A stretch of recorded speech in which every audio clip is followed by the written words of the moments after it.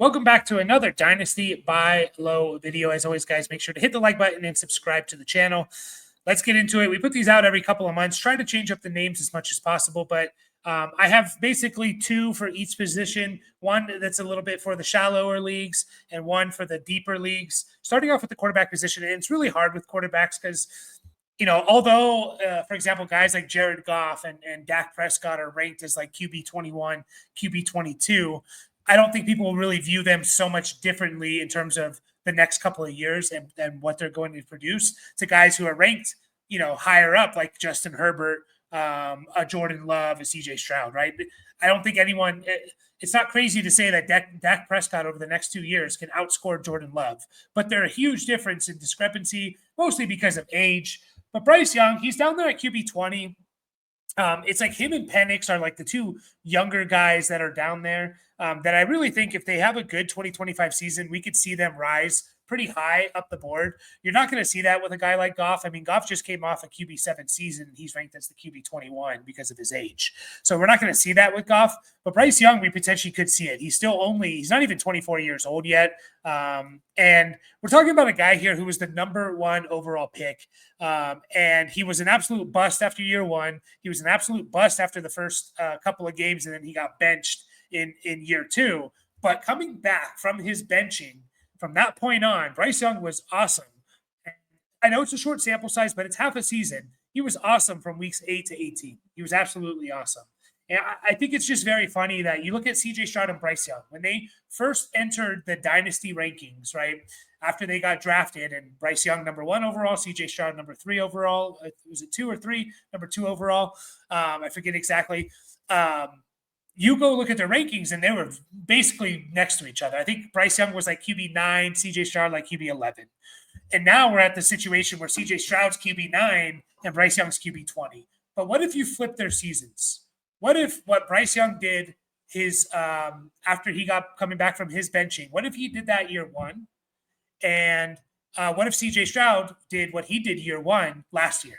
Right? I think we would see their rankings much closer, which really plays into the psychology of Dynasty a little bit in that that's why it's so important to hit year one, because if you don't, even if you have a good year two, unless it's like spectacular, you're going to have a hard time. People are still going to be skeptical, even though we look at it over the first 2 years, and they have similar numbers. Bryce Young, from his benching, from his coming back from his benching from week 8 to week 18 last year, he averaged 18.6 fantasy points per game.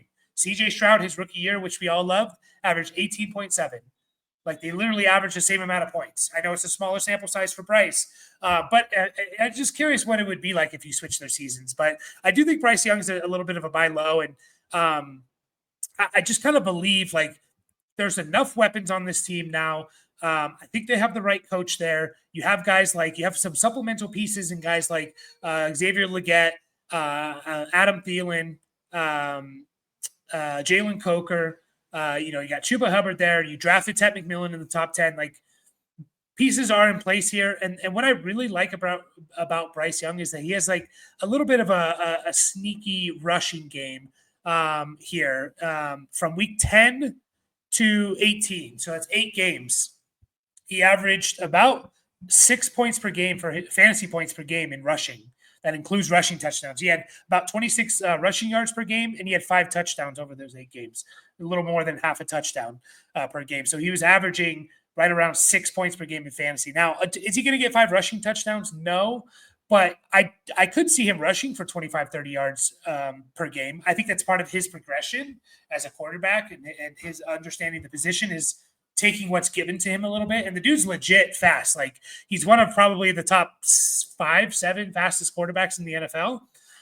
Maybe a little bit higher than that. He runs like a legit like 4.4 40. So 4.44, I believe. So anyways, Bryce Young, I think he's a buy low. I'm interested to see. I hope we see the progression here. And for those of you, and I was telling you to buy low on him after his year one season, hopefully you did, and hopefully you're pretty satisfied with the progression of Bryce Young to this point. Will Levis, this is again for deeper leagues, and it's obviously for super flex leagues, but this is nothing about – I don't even think you need to necessarily do this move right now. doesn't Will Levis just feel like one of those quarterbacks who, in a couple of years, maybe even next year, maybe even sometime later this year, we're talking about him starting for a team. And if he gets on the right team, in the right system with the right weapons, he potentially he could be an average quarterback, right? An average. I mean, we see the resurgence of guys like Geno Smith and Sam Darnold. Like, and obviously those guys were drafted a little bit higher. Geno Smith was a second round pick, but Sam Darnold was a top 5 pick and stuff like that. So it's not fair to compare those guys. But couldn't you see in 2026? It's like, oh yeah, Will Levis is the starter for this team, at least as they let a young rookie quarterback learn the system. And then Will Levis actually has a solid season if he's on the right team. I mean, last year his second best weapon in the passing game was guys like Nick Westbrook-Akine and Chigakonkwo, and his top weapon was Calvin Ridley. And I like Calvin Ridley. Spoiler, he's going to be on this list, but he's not this amazing alpha wide receiver. Like, give the guy a little bit of a break. Now, he did make a lot of dumb plays and stuff like that. So I don't know. I don't mind if Will Levis is out there on the waiver wire. I don't mind picking him up and just saying this feels like a guy who's going to get some starts in 2026 or beyond. Into the running back position, Chuba Hubbard. I like the Panthers, I guess. I guess I'm a Panthers fan. Chuba Hubbard is in a very interesting ranking spot. Now, again, like you can say, oh, yeah, this player's ranked low, but it's also like, well, who are you going to move him over, right? There's only so many spots. So if we have 20 young running backs that we like, someone's going to have to be ranked number 20, right? But he is in an interesting spot where it's like you have your elites of the elites and Gibbs and Bijan and Genti and Barkley. You have that next tier of guys in like Achane, Bucky Irving. You have some young guys who we think are really, really good, or some older guys who we know are really, really good, and Breece Hall, Jonathan Taylor, Kyron Williams. And then we have like the next tier down from those guys, maybe not like top, to me, guys like Breece Hall, JT, Kyron can be top 5 running backs. Then we have the next tier of guys where it's like, I don't think they can be top 5, but they're still like good running backs in Cook, Walker, Jacobs, Chase Brown. And then you have a lot of the veterans, Christian McCaffrey, Derrick Henry, David Montgomery, Alvin Kamara, and Chuba Hubbard's right in the middle of those veterans, right in the middle of those veteran players. So he probably should be, if people value him more as a low-end RB2, he probably should be closer to guys like Chase Brown, Josh Jacobs, Kenneth Walker, in my opinion. I mean, honestly speaking, Chuba Hubbard's been better over, what's Kenneth Walker been in the league now 3 years? Over the last 3 years, Chuba Hubbard's had better fantasy seasons. I think his best fantasy season is better than anything Kenneth Walker has done over an entire season. I could be off on that a little bit, but they're not far off at the very least, right? And so he should be valued more as like a top 15 guy. Again, it's all about numbers, right? You can't have 20 guys in the top 15. But let me just tell you this about Chuba Hubbard. Backstory, and I've talked about him a lot on this channel, but he was a 5-star recruit coming out of high school. He went to Oklahoma State, and he played, I believe, 3 years at Oklahoma State. His rookie year, he was solid. He put up almost 1,000 total yards and 9 touchdowns his freshman year, not rookie year, his freshman year at Oklahoma State. And then he had a massive 2019 season. Not a lot of people know this. He rushed for over 2,000 yards and had almost 2,300 total yards with 21 touchdowns. I don't think a lot of people realize that about Chuba Hubbard. He had like one of the best college football running back seasons we've ever seen over the last 10 years. And this is all while being a 5-star recruit and stuff. And then he had a down 2020 year, a very down 2020 year. He had 677 total yards in 7 games. Not terrible. He would have been on pace for about 1,300 total yards or so. And then he falls to the fourth round. Doesn't do a whole lot his rookie year. It seems like they want to replace him in Carolina. They bring in Miles Sanders. They pay him a bunch of money. They draft Jonathan Brooks. Now Chuba Hubbard's their guy, in my opinion. He's their guy. I'm not super worried about Rico Dowdle. I'm not even that worried about Trevor Etienne. I think people in their heads, they think, oh, Etienne must be a good pass catcher because his name's Etienne and he's a little bit of a smaller running back, right? I don't think he's that talented of a pass catcher. I went back and looked at Chuba Hubbard, and I looked at every single game in his career where he played in 60% of this, where he had 15 or more touches. every single game in his career where he had 15 or more touches. And this is what I came up with. This is his 17 game pace of those games. He had 32 games, by the way. He's had 32 games in his 4-year career of having 15 or more touches. So that's rush attempts and receptions. This is his 17 game pace. 18 carries, 1,311 rushing yards, 53 targets, 42 catches, 230 receiving yards, 7 total touchdowns. So the receiving yards are a bit down. The rushing yards are great. The receptions are really good. 40 is solid for a starting running back. The receiving yards is down. He's not a great yard. I don't think he's a very good pass catcher in the sense of I think he can catch the ball, but I don't think he does well with it afterwards. And that plays into a lot of your route running and knowing, where the holes in the zone are and things like that. But, and then 7 total touchdowns is not great, but you got to remember, he's been playing on Carolina the last 4 years, and they've been kind of a dumpster fire. That's his 17 game pace. That's good for 238.1 fantasy points in PPR. If you go back and look every single year over the last 5 years at where the running back who had 238 points, where would 238 points put you in total points for fantasy rankings? You would be a low end RB1 more seasons than not.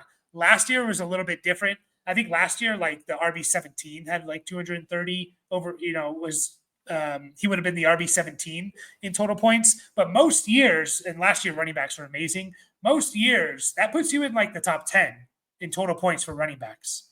And so I just think that Chuba Hubbard, if this offense improves, he could be an absolute steal. And we're talking about him over guys like Chase Brown, over guys like Josh Jacobs, in terms of their dynasty value and stuff like that. So they've paid him.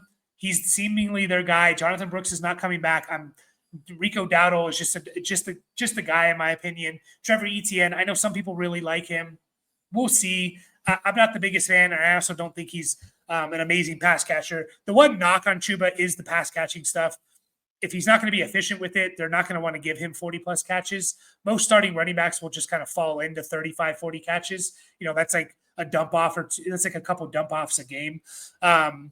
I don't know if he's going to be this amazing receiving back, but I can see Chuba easily with 1,500 total yards, 35, 40 catches. And if they have an improved offensive season, we could be talking about a guy that has potentially double-digit touchdowns. Roschon Johnson up next year. This is for you deeper league players. We're talking about DeAndre Swift and the opportunity that he has. Why are we not really talking about Roschon Johnson? I know Roschon Johnson hasn't been great in his career and things like that, but I'd be shocked if the Bears and Ben Johnson just went with DeAndre Swift and gave him 250 plus touches this year. I think DeAndre Swift is most efficient, kind of like what he was with the Lions, and he actually was pretty good with the Lions for fantasy points per game. He just couldn't stay healthy. I think he's better as 180 touch type of player, Swift. And so where are the other touches going to come from? Could they sign J.K. Dobbins? Could they sign Nick Chubb? Sure, but they haven't. And so we're talking about a guy in Roschon Johnson who could kind of see, I know they have Kyle Monangai. He's a 7th-round pick. Roschon Johnson was a better prospect coming out of college than Kyle Monangai. I know we like this shiny new toy and all that, but I think there's a sneaky value here for Roschon where it's oh crap, actually Roschon Johnson is the Jamal Williams. Roschon Johnson's the David Montgomery, whereas DeAndre Swift was kind of what DeAndre Swift was in for Detroit. So I don't mind getting now. How do you acquire Roschon? Usually you got to get him in a throw in. I like down tiering running backs. Get him as a throw in. We could honestly be looking at. It's not crazy to think that Roschon's just the best running back for fantasy for the Bears in 2025. Into some wide receivers. I actually have 3 wide receivers here. Ricky Pearsall. And this goes back to my point I was making of a lot of times when I want to buy low on guys, it's not only because I think they can produce. Obviously, they have to produce, but it's also because I can see them doubling their dynasty value, right? Ricky Pearsall was a 1st-round pick last year who got shot in the offseason or in training camp and stuff like that, basically missed most of the year and then came back near the end. And he had a couple good games there and he looked good.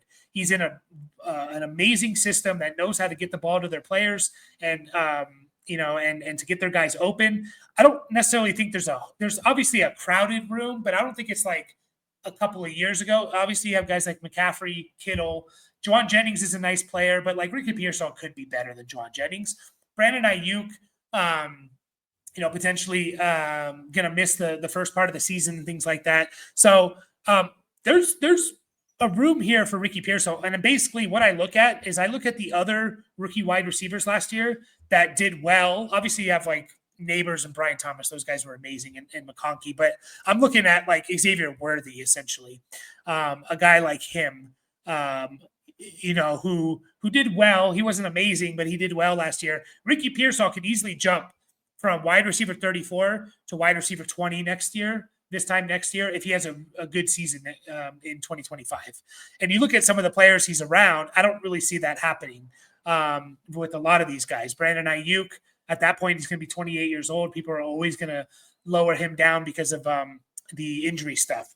Mike Evans is going to be 32 this year. Jerry Jeudy, maybe. Tyreek Hill is going to be old. There's a lot of guys where George Pickens, I just don't see it happening in Dallas for him to be much higher than where he's ranked. So Ricky Pearsall, I really could see kind of doubling his value a little bit in terms of how we view him. And again, former first-round pick who had a couple games there at the end of the year. I'll give you exactly what he did at the end of the year. And obviously him getting shot and missing training camp and missing the first 6 weeks, it's so hard for a rookie to just come in after missing training camp time and the first 6 weeks of the season to really come in and do anything. But he had a couple good games. He had one in week 10 where he had 4 catches for 73 yards and a touchdown. And then he finished off the year strong where he had 14 catches, over 200 yards and 2 touchdowns.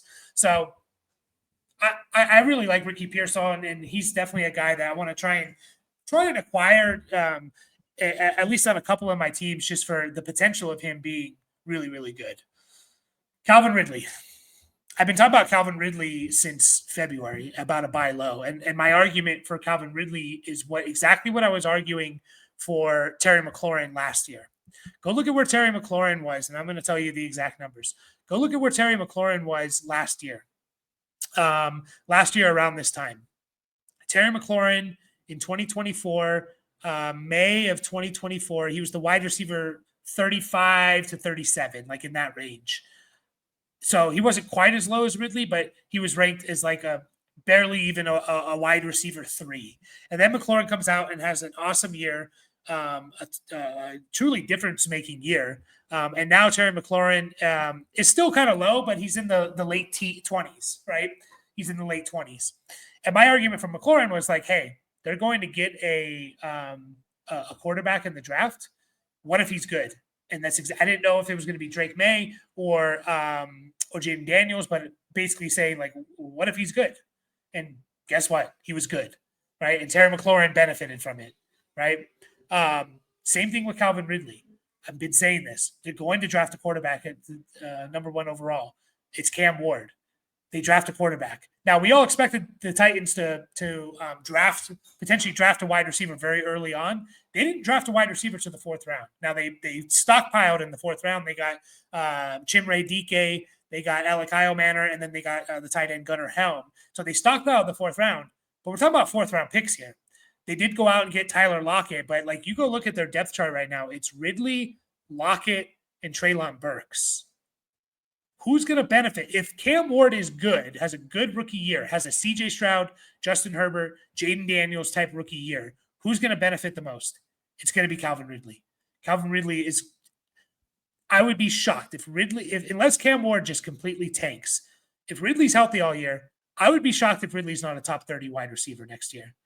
And you're getting him at wide receiver 55 value. And again, I get it. I get why he's here because he's already 30 years old. Because we saw Ridley do really well his first couple of years in the NFL, and then he had the gambling stuff, and then he had the mental health stuff and all of that, and he disappeared for 18 months. We didn't hear his name. He comes back, gets a bunch of money with the Jacksonville Jaguars, and they were a complete disappointment. And the fact that the Jags were a disappointment overall as a team, that affected Calvin Ridley a little bit more. We kind of push that a little bit more on Calvin Ridley. All players associated with that team, they fell in value, maybe more than they should have, just because we had such high people were talking about the Jags back a couple of years ago as like the next Kansas City Chiefs. And so they disappointed extremely, huge disappointment. And Ridley kind of suffered. He got double dinked for that a little bit. But the fact is, like, Ridley's put up over 1,000 yards receiving the last 2 years, even with, a bad Jags team, even with last year with Will Levis and Mason Rudolph as his quarterback. And go look at the stretch that Ridley had from like week 8 onwards. He was like a top 15 wide receiver. So I think Ridley's an extreme value right now. And again, I'm not saying he's going to be top 5, top 12. I'm saying I would be shocked if he's outside the top 30, assuming that Ward is at least average to above average and Ridley is healthy. Last one here is Demario Douglas. This is, again, for you deeper league players. And, I think Douglas is a nice, solid player. This doesn't matter if you play in shallow leagues. And by shallow leagues, I mean, you play in 12 teams, start 8, start 9, and not including kickers or defense if you play with those. So, a start 8 is essentially a quarterback, 2 running backs, 2 wide receivers, a tight end, maybe a super flex and a regular flex. That's 8 players. If you play in those kind of leagues, 12 teams start 8, 12 teams start 9, 12 teams start 7, God forbid, 10 teamers. Douglas doesn't mean anything. But if you play in 12 teams start 12, right, which a lot of my listener leagues, by the way, if you want to join some listener leagues, join our Discord. It's free. Link is in the description of the video. In our listener leagues, we play in a 12-team start 12. So guys like Demario Douglas actually matter. And I went back and looked at what Demario Douglas did with his help with him and Drake May playing together, right? So Drake May obviously didn't start the season. He got he left a couple of games early. Week 18, where he didn't even play. Got hurt in another game. I didn't include those games. He played in 10 games. Him and Demario Douglas, Drake May and Demario Douglas played in 10 games last year. That 17-game pace for Demario Douglas was 112 targets, 73 catches, 717 yards, 5 touchdowns. Nothing to write home about, but you go and add up all those numbers and everything like that. You're talking about in PPR, you're talking about 73 points for the catches, another 70 points for you're talking about 170 points here, right? You go and look at where 170 points will put you each year. It puts you as a wide receiver 3, a low-end wide receiver 3, but it puts you as a wide receiver 3. And so, again, you play in a deeper league, wide receiver 3s, wide receiver 36 actually kind of matter a little bit. You need some depth here. And, did they bring in a couple more weapons? Sure. They brought in Stephon Diggs, Kyle Williams. They drafted in the 3rd round. But I think Douglas has his role, and he has slight upside in case Diggs is old and injured or Kyle Williams doesn't pan out. And we have some potential here with him and Drake May. Maybe he can cash in a couple of those catches. By the way, his catch percentage with Drake May wasn't as good as his career. It was about 65%. And I think Demario Douglas is north of 70%. So we could be talking about a guy that gets you 80, 85 catches. And in PPR, that could be something.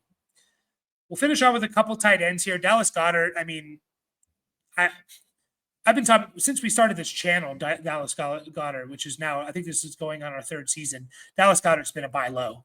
Dallas Goedert, it just produces. Now, I know he gets hurt, and that's maybe why people have him this low, but he just got a contract. He's going to be on the Eagles again. And I know people don't love that, but Dallas Goedert, every single year, is a top 10, top 12 wide tight end in points per game. Last year, bad year for Goedert. He was the tight end 10 in points per game. He was the tight end 10. And by the way, that includes a goose egg on his Fantasy Pros. They have him with a goose egg in one game. If you remove that, he's more like a top 8 tight end. He probably would average more points per game than Sam Laporta and Mark Andrews, right? Every single year, that's Dallas Goedert. 2023, what was Dallas Goedert? He was the tight end 12 in points per game. 2022, he was the tight end 5 in points per game. 2021, when Zach Ertz finally left, he was the tight end 8 points per game. He's literally been a tight end 1 every single year since Zach Ertz has left. Every single year. And he put up really good numbers last year, despite the Eagles not even really throwing the ball. He was averaging 4.2 catches a game and basically 50 yards a game. Now, he's never going to have a bunch of touchdowns. That's just not going to happen. But 4 catches and 50 yards per game is going to put you as a low-end tight end 1. It just is. And what if they pass more? What if A.J. Brown gets hurt? What if Devontae Smith gets hurt? Right? What if Saquon Barkley gets hurt? There's a lot of upside here. You give him that floor of okay, you're giving me 10 PPR points per game, 9.5, 10, and you give me that floor of that plus what happens if there's injuries. I just think he's criminally underrated, and I'm tearing down acquiring Dallas Goedert and getting a bunch of assets because tight ends, unless you play in a high tight end premium league, they don't honestly matter that much except for the top tier guys. So I'll trade Tucker Kraft. You give me a first and Dallas Goedert, I'm going to take it. I'm just going to take it because I don't think Tucker Kraft's going to be – he's going to be a low-end tight end one. Dallas Goedert could be better than Tucker Kraft, and I'm getting a first-round pick on top of it. And then the last one here is Tyler Conklin. I don't really understand why Tyler Conklin hasn't gotten a boost in his rankings. We all like the Chargers are one of our favorite landing spots for some of these rookie tight ends, whether it was Tyler Warren, Colston Loveland, Mason Taylor, Elijah Arroyo, you name it. Like we wanted the Chargers to get a tight end. They didn't draft anyone until Aronde Gadsden the second in the 5th round. Yeah. And he's more of a tweener. He's not a Jim Harbaugh. He's not a Harbaugh. I think I said Jim Harbaugh, but he's not a Jim Harbaugh is what I meant. He's not a Jim Harbaugh type of player. Tight end that is like a guy that needs to block in the run game and stuff like that. So Tyler Conklin to me is potentially going to have. I'm going to say it right now. I think Tyler Conklin, if he's healthy all year, he's a top 12 tight end next year. Now, go look at Conklin's like numbers over the last 4 years. He's pretty consistent player. 87. This is from 2021 onwards. 87 targets, 60 catches, 600 yards, 3 touchdowns. 87 targets, 58 catches, 550 yards, 3 touchdowns. 87 targets, 61 catches, 20 yards, 0 touchdowns. Yes, he had 3 straight years of 87 targets. And then last year in 16 games, 72 targets, 51 catches, 450 yards, 4 touchdowns. By the way, who are his quarterbacks there? I mean, we're talking about for a couple of years there, it was the disaster class of whatever, the dumpster fire of the Jets. Obviously, he had some stability in Rodgers last year. Kirk Cousins, one of those years. But we're talking about he's arguably playing with the best quarterback he's ever played with in terms of, Rodgers, a 41-year-old Rodgers versus Justin Herbert right now. And Herbert targets the tight ends at a pretty high rate. I think he targeted his tight ends around 22% last year. Now, not all of that's going to go to Conklin, but 22% is pretty high. And Justin Herbert turned Will Dissly, who before last year never had more than 35 catches, never had more than 350 receiving yards. He turned Will Dissly into a streamer tight end in the middle of the year last year. Will Dissly had 50 catches, 480 yards, and 2 touchdowns. To me, if Conklin's the starter, that's the baseline for Tyler Conklin. 50 catches, almost 500 yards. We'll see about the touchdowns. And that's going to put you in a top 15 tight end range. It is. That being said, and by the way, that was in 15 games for Dissly. I think Conklin's a better receiver than Dissly. And so we could see 60 for 605. And that's going to put you in the low-end tight end 1 category. I don't really understand why we're sleeping on Tyler Conklin. I mean, I guess I kind of understand, but to me, he could be the second most targeted player on the Chargers behind McConkey. I know people love Trey Harris. I don't think Trey Harris is that type of player, a heavy target type of guy. I think Conklin could be the second most targeted player on the Chargers. I would not be shocked. That's all I have for you guys. Appreciate everyone watching. Make sure to like and subscribe, join the Discord, and I see you all in the next video.